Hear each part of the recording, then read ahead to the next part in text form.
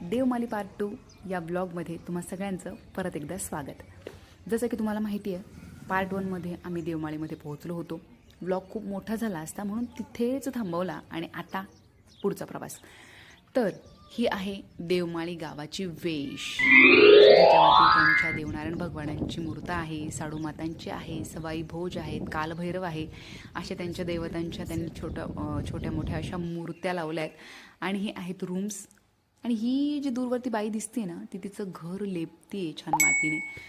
खूप मस्त वाटलं मला सगळं जुनं बघून. कौलांची घरं, पाटाईची घरं मातीने लेपतायत वगैरे. कष्ट होतात, पण त्या घरांची मजा ती वेगळीच. असं वाटलं सगळा फुफांडा आणि सगळीकडे उंट दिसतील मला. उंट कुठेच दिसले नाही. मी त्या भाभींना विचारलं सुद्धा होतं, ज्यांच्याकडे आम्ही रूम घेतलेत, भाभी उंट कुठे गेलेत म्हणून.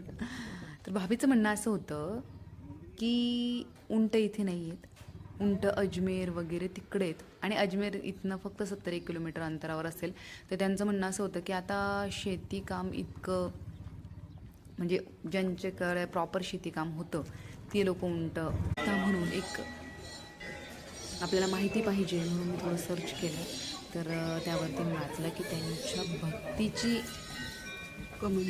परीक्षा घेत होते भगवान शिवशंकर. ते दोघंही त्यांची आराधना करण्यात, त्यांचं नामस्मरणात सुरेख नयनरम्य दृश्य. सगळीकडे कौलांची घरं, दारासमोर बांधलेल्या गायी, शेळ्या, म्हशी आणि मोठमोठाली खडकं.